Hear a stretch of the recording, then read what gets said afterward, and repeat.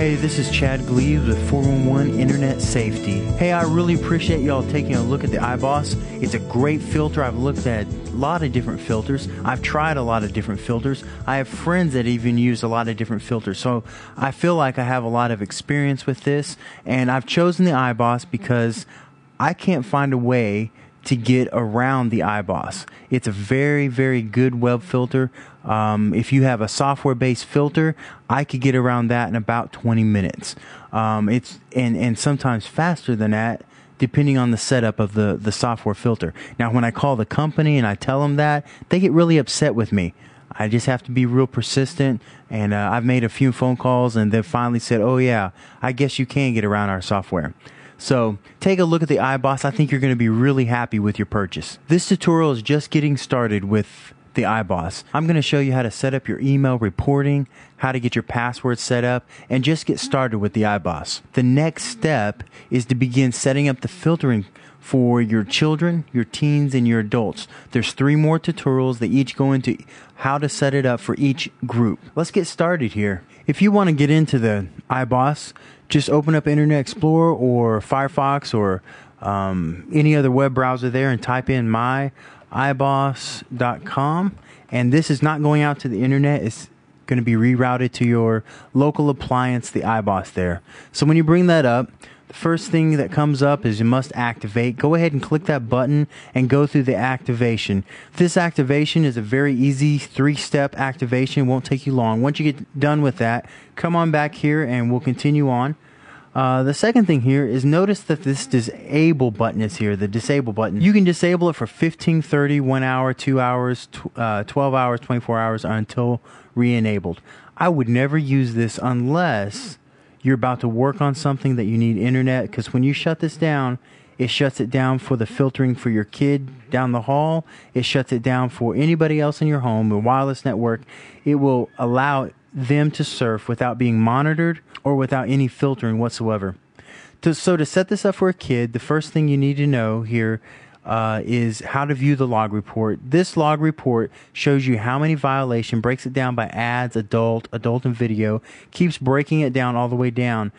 The violation log here is a list of URLs where they violated. For example, if you got one under adult, you could come down to the URLs and find out which website it was that your young person was going to. The tamper log down here is just saying the iBoss was powered on, the iBoss was powered off, and so forth.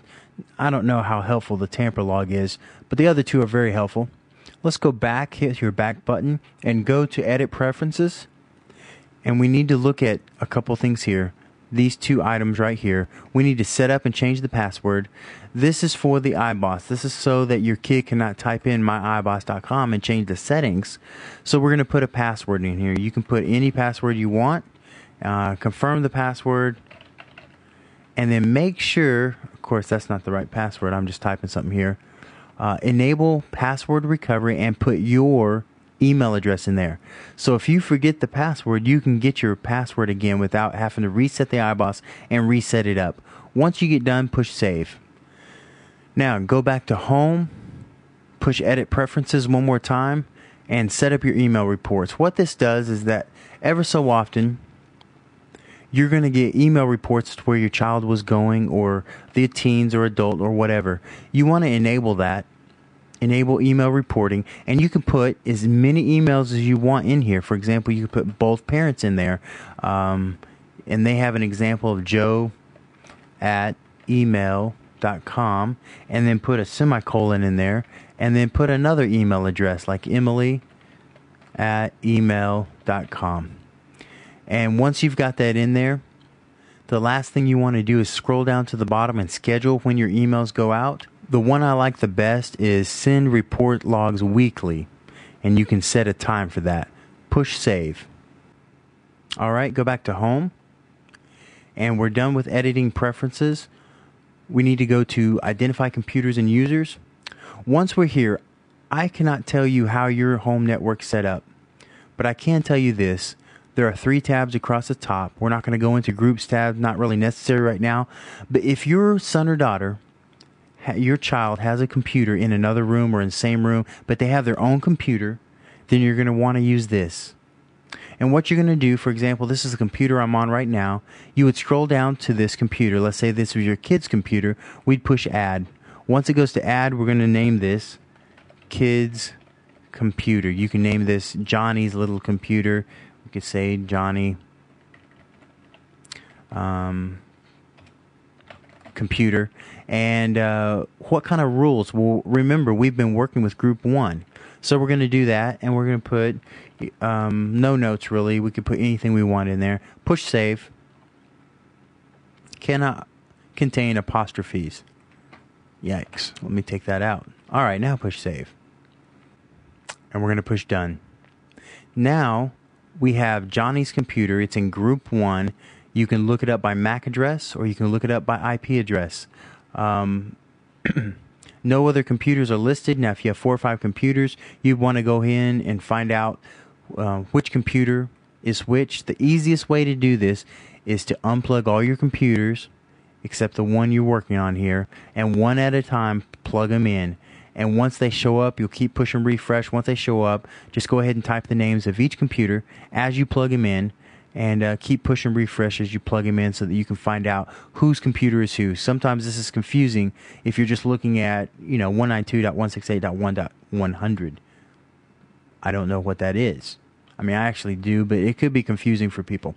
So the other way is, what if you have one computer in the house and each of you log into the computer, or everybody just uses the same computer? Well, you might want to require them in Windows and in Macs. You can require them to log on. So you would log off your computer as an adult. You would get off the computer. When they come to it, you would have its own user on that computer. Well, you could set up each user right here. And I've set up a username of Chad Gleaves. That's my name. Full name is Chad Gleaves, and so forth. Let's add a new user right here. We're going to put in a username. Let's say it's Johnny. That's the username. And the password is whatever. And now this is for your Windows login. This is not for the iBoss. So you would have to set up a user for your Windows under Johnny, and then you'd have to set up that password. Then you could do first name, and last name could be Smith. Put in a few notes in here, and then make sure that they are set to group 1. Now you could set up 4, 5, 6, 7, 8 people on one computer, and they would filter them differently. Really cool feature for the iBoss. Now, if you want the iBoss for your home, if you have not purchased it yet, I would encourage you to purchase the iBoss. When you're filling out the form on the iBoss and they give you an option for a discount code, put in 411internetsafety.com, and you're going to get a 10% off both the iBoss appliance and also for the year's subscription. The iBoss appliance right now is running around $39 full price, and the subscription is $59. So you could save just about $10, maybe $8 there, just by typing in our name. Again, 411 Internet Safety. Go out and buy it. It helps to pay bills around here.